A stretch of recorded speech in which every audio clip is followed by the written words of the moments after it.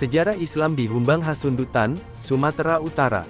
Humbang Hasundutan adalah kabupaten pemekaran dari Tapanuli Utara di pinggir Danau Toba. Bakara tempat berkuasa Sisingamangaraja pertama sampai 12 berada di tempat ini. Masa prasejarah hingga 7-12 M. Beberapa tempat di Humbang Hasundutan sudah lama mengenal Islam termasuk Pakat, Dolok Sanggul, Parlilitan, Tarabintang dan lain sebagainya. Pakat merupakan bagian yang tak terpisahkan dengan Barus dan sejak lama dikenal dengan nama Barus Hulu. Barus telah lama menjadi bandar internasional yang menjadi tempat pemberhentian kapal-kapal di musim tertentu dari Yunani, Arab, Armenia, Tamil, Persia, India, Tiongkok yang dibuktikan dengan ditemukannya prasasti Lobu Tua dan eksistensi makam Mahligai, makam papan tinggi dan lain sebagainya. Abad 12-15 M. Barus pernah juga dikenal masuk dalam pengaruh Kedatuan Sriwijaya, Samudera Pasai, Majapahit, Ekspedisi Pamalayu, Pagaruyung dan Aceh Darussalam. Salah satu tokoh yang terkenal dari Barus adalah Hamzah Fansuri. Meski begitu tokoh ini juga dikenal sebagai bagian dari Aceh Singkil meski kata Fansuri adalah sebutan Arab untuk Barus. Murid-murid beliau kemudian menggunakan lakap Al-Singkili dan Al-Sumatrani. Hamzah Fansuri dikenal sebagai tokoh sufi ahli tata bahasa Melayu yang membuat bahasa Melayu Barus menjadi standar di Nusantara termasuk Riau yang belakangan diadopsi menjadi bahasa Indonesia. Barus juga belakangan dikenal sebagai titik nol Islam Nusantara yang diresmikan oleh Presiden Joko Widodo di era pertama pemerintahannya tahun 2014 sampai tahun 2019 yang didorong oleh sejumlah tokoh termasuk putra Pakat Syekh Ali Akbar Marbun cucu dari ibu seorang Panglima SM Raja 12 Rais Syuriah PBNU dan pembina Jamiyah Batak Muslim Indonesia JBMI. Abad 15 sampai 18 M. Pakat sekarang dikenal dengan istilah Tanah Rambe dan berada dalam era Kesultanan Barus Hulu yang saat itu menjadi dualitas dengan Baru Hilir dengan Raja atau Sultannya Ibrahim Syah yang datang dari Tarusan kini berada di Sumatera Barat. Lihat lebih lengkapnya. 1. Amalai Frontier, Unity and Duality in a Sumatran Kingdom oleh Jean Drakart. 2. Sejarah Raja-Raja Barus, 2 naskah dari Barus oleh Jean Drakart. Meski pada awal abad ke-19 Masehi terdapat era pembaruan Islam di Sumatera khususnya di daerah Minang dan Mandailing, pengaruhnya diperkirakan tidak sampai ke Pakat namun hanya Dolok Sanggul dan Bakara setelah datang dari Sumatera Barat melalui Mandailing atau Tapanuli bagian selatan. Di Sumbar, pembaruan itu berakhir dengan perselisihan sesama Muslim antara kelompok pembaharu dengan adat. Yang pertama disebut Paderi dipimpin Harimau Nan Salapan manakala para malim atau masyarakat adat dipimpin oleh Yang Pertuan Pagaruyung pada masa itu Sultan Arifin Muningsyah. Disebut Sisingamangaraja ke-10 berpihak pada kelompok adat Pagaruyung. Abad ke-19 sampai 20 M khususnya era penjajahan Belanda. Pakat menjadi salah satu tempat gerilya Sisingamangaraja 12 melawan Belanda yang kemudian gugur di Parlilitan pada 1907. Parlilitan belakangan dimekarkan menjadi kecamatan sendiri.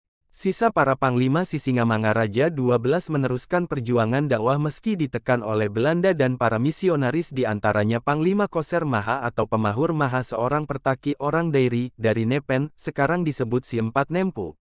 Sebagaimana diketahui Sisingamangaraja 12 memiliki beberapa Panglima Muslim dari Aceh dan Batak yang sampai sekarang keturunannya tetap Muslim seperti Guru Mangambat dan lain-lain. Perjuangan Panglima Koser dibantu oleh Kerajaan Batu-Batu di Singkil yang juga seorang raja yang Muslim.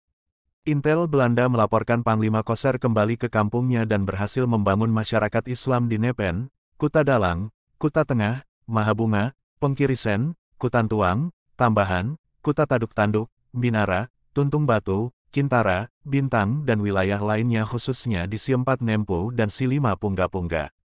Dia juga mendapat bantuan dari Raja Runding yang mengirim dai dan mubalik seperti Haji Ibrahim.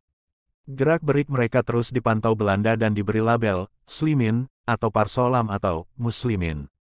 Dakwah di Dairi berbuah hasil dan dimulai pembangunan masjid besar-besaran di antaranya Masjid di Nepen tahun 1914 yang sekarang bernama Masjid Muharram, Masjid Bintang 1918 Masjid Lama 1925 di Sidikalang.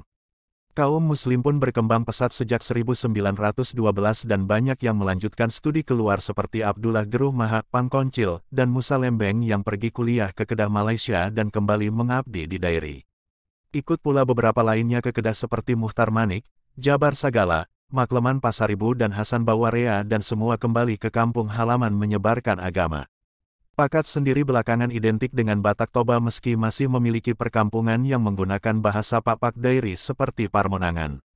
Di Parmonangan, Muhammadiyah yang berdiri tahun 1912 di Jawa sampai saat ini masih eksis bersama dengan organisasi Nu di Pakat berdiri tahun 1926 yang kebanyakan dibawa oleh alumni Mustafawiyah Purba Baru, Mandailing Natal berdiri tahun 1912.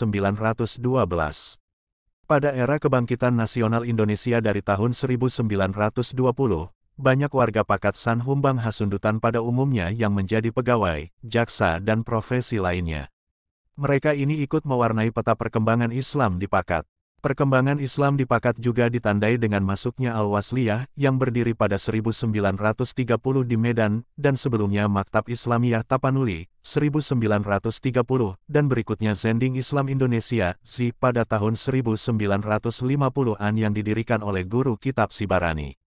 Salah satu muridnya adalah Hajah Rotua Sitohang. Menurut sebuah artikel Ustadz Haji Muslyasak Lubis yang dituliskan kembali oleh Husain Marbun Al-Tabanuli pada era ini terdapat tokoh besar Muslim Pakat yang mengembangkan Islam seperti Hatib Mulkan, Rajidis, Angku Adat Sigalingging, Juki, Apas, dan Diman gelar Tuan Lobe Sinaga. Sedangkan ustadznya berasal dari daerah Sidikalang yang bernama Usman Sigalingging. Juga terdapat nama Raja Unan Purba yang merupakan keluarga bangsawan Pakat dan keturunannya kini banyak menjadi pejabat dan anggota DPRD Humbang Hasundutan. Buyung Marbun dari Siniang, Rustam Purba Alem, Tuan Kadi, dan Raja Aks Manalu. Era penjajahan Jepang tahun 1942-45. Meski Jepang memasukkan ajaran Sintoisme di area pendudukannya seperti Seikerei, Islam juga berhasil bertahan karena fokus mereka adalah anti-Belanda, anti-Amerika dan anti-Inggris. Seperti kata Soekarno, Amerika kita setrika, Inggris kita linggis. Era kemerdekaan Indonesia dari tahun 1945 sampai tahun 1990. Islam di Humbang Hasundutan terus berkembang dan banyak perantau yang kembali khususnya oleh warga yang pulang dari perantauan. Di Dolok Sanggul terdapat nama tokoh Rahmat Sihite yang keturunannya sekarang banyak menjadi pengurus ormas Islam seperti Majelis Ulama Indonesia. Di Parlilitan terutama di Sionom Hudon Islam terus berkembang. Tokoh Muslim lainnya juga banyak dari Marga Purba, Panggabean, Simamora, Manalu, Simbolon, Samosir, Simanjuntak, Sihotang seperti Bupati Sihotang di Asahan dan lainnya dari Tolping, Napa Horsik, dan Huta lainnya. Setelah Langgar atau surau pertama yang berdiri tahun 1930 oleh Bapak M. Situmorang, maka pada tahun 1937 berdirilah Masjid Islamiyah, sekarang Masjid Raya Pakat dengan ukuran 6 x 5 meter, yang bahan materialnya terbuat dari lumpur dengan tulang bambu pengganti besi. Pembinaan Masjid Raya Islamiyah Pakat terus dilakukan secara berkesinambungan oleh warga Pakat. Begitu juga di Dolok Sanggul, Sijungkang, Parlilitan dan lainnya. Di era ini Masjid Pakat direhab dengan pembangunan 2 ruang madrasah sebagai penunjang pelaksanaan pengajian yang dimulai pada 1975. Pada tahun 1985 Masjid Islamiyah dibangun dan diperbesar kembali dengan ukuran 15 x 13 meter. Masih di tahun yang sama untuk pertama kalinya dibentuklah pengajian anak-anak yang diprakarsai oleh Ibu Nur Hamidah Hutagalung, dengan jumlah santri pada saat itu kurang lebih 20 orang. Pengajian ini berlangsung kira-kira 3 tahun, dan selang 2 tahun tepatnya tahun 1980 pengajian ini kembali dibuka oleh Bapak H. Ibrahim Lubis yang pada saat itu beliau lebih banyak berkonsentrasi pembinaan masyarakat Islam yang ada di Desa Rura Aek Sopang Dusun Tolping sejak tanggal 6 Januari tahun 1979. Dalam bimbingan beliau kelompok-kelompok pengajian semakin banyak muncul seperti Majelis Taklim Nurul Hikmah, Anisa, Al-Hidayah dan pada tahun 2010, putra beliau mendesain ulang kembali pengajian anak-anak yang sudah ada, mulai dari pembangunan sarana dan prasarana, kurikulum dan perekrutan tenaga pengajarnya. Pengajian ini kini dikenal dengan MDA Islamiyah Al-Ma'arif Pakat. Era tahun-tahun 1990 sampai tahun 2010. Di era ini, banyak perkampungan di Humbang Hasundutan mulai melakukan pembangunan masjid baik dengan memperbaiki yang ada maupun membangun yang baru. Di antara yang dibangun, direhab kembali Masjid Jamik Tolping, 1941, Masjid Attaqwa Parmonangan, 1947, Masjid Attaqwa Laembulan, 1956, Masjid Ar-Ridho Huta Ambasang, 1939, Masjid Al-Muhajirin Silailai, 1978, Masjid Al-Maimanah Siranggason, 1992, Masjid Abu Bakar Siniang, 1989, dan Masjid Ar-Rahman Polsek Pakat 2019 oleh keluarga almarhum Kombes Kasirun Sihotang pendiri PMPS Punguan Muslim Pakat Saportibion, Musala Temba dan lain sebagainya belum termasuk yang menjadi musala fasilitas sekolah, kompleks perumahan dan lain-lain. Di era ini pula mulai berdiri lembaga pendidikan yang diinisiasi oleh warga seperti Pesantren Al-Kausar Al-Akbar Laetoras, Tara Bintang yang didirikan oleh alumni, atau yang pernah belajar di Mustafawiyah Purba Baru Mandailing Natal Buya Ali Akbar Marbun, Alam Jureman Marbun Mahmun Syarif bersama tokoh warga Simbolon di Tara Bintang. Tara Bintang saat itu baru dimekarkan dari Parlilitan. Parlilitan sendiri sebelumnya merupakan bagian dari Pakat. Pesantren Al-Kausar Al-Akbar Laetoras ini merupakan cabang dari pesantren dengan nama serupa di Medan. Pada tahun 1990-an ini juga Islam di Pakat mulai turut dikembangkan oleh alumni pesantren Darul Hikmah, Sirandorung dekat Barus. Belakangan khususnya setelah 1 dekade pasca reformasi, warga di Pakat juga menyekolahkan anak-anak mereka ke Raudatul Hasanah di Medan, pesantren Gontor dan lain sebagainya. Era tahun 2010 sampai tahun 2022. Buah dari reformasi dengan adanya pemekaran Humbang Hasundutan mulai terasa. Umat Islam banyak yang menjadi pejabat kementerian, tokoh Ormas Nahdlatul Ulama, Majelis Ulama Indonesia atau Muhammadiyah dan lain-lain, perwira Polri, Kemenak, anggota DPRD dan lain sebagainya. Terdapat juga organisasi Punguan Muslim Pakat Saportibion atau PMPS, dengan berbagai tokohnya termasuk Sabar Hutagalung, Julkifli Marbun, Ahmad Purba dan lain sebagainya. Di era ini pula berdiri sebuah sekolah bernuansa pesantren di Goting, Tuka, Pakat oleh Yayasan Ibrahim Mustafawiyah Bersaudara yang pengelolanya merupakan alumni pesantren Mustafawiyah Purba Baru, Ustadz Ibrahim Lubis. Semoga suatu saat Humbang Hasundutan berdiri sekolah tinggi atau universitas Islam sendiri sebagaimana di Dairi dan daerah lainnya. Banyak tokoh Humbang Hasundutan yang turut serta mengembangkan Islam. Berikut di antara nama-nama tokoh Muslim selain nama yang disebut sebelumnya yang selalu diumumkan dan didoakan dalam berbagai acara yasinan dalam Punguan Muslim Pakat Saportibion PMPS. Kelompok Muslim di Dolok Sanggul, Parlilitan dan lain sebagainya juga melakukan yang sama kepada yang mendahului. 1. Buyung Marbun bin Fulan. 2. Khadijah Nainggolan binti Fulan. 3. Moralian bin Buyung. 4. Pina bin Buyung. 5. Abdurrahman Nainggolan bin Fulan. 6. Bunga Marbun binti Buyung. 7. Haji Moraipa Marbun bin Buyung Agau Tuan Lobe di Kisaran. 8. Liberty Situmorang bin Fulan. 9. Ufi BR Marbun bin Buyung. 10.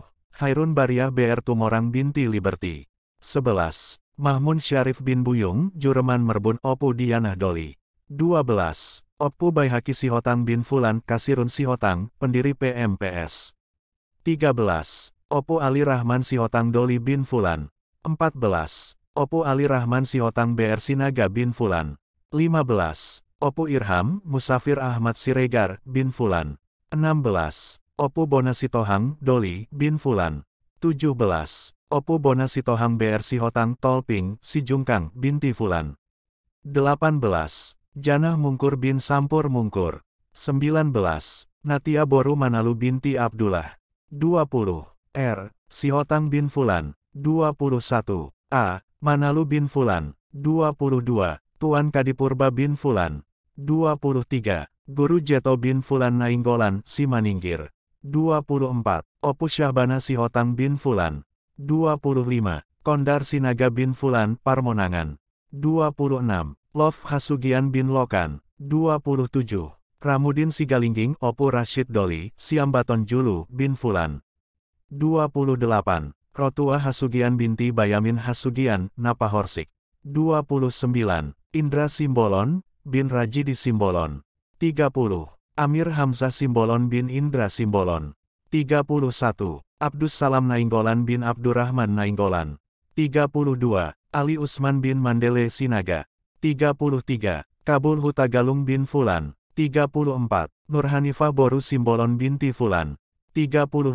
Ramli bin Kabul Hutagalung. 36. Effendi bin Kabul Hutagalung. 37. Bondang Gajah bin Tugan Gajah. 38. Riani Boru Hotang bin Sipulan. 39. Sipria Pardosi binti Yunus Pardosi. 40. Jaidi Gajah bin Tinggi Gajah.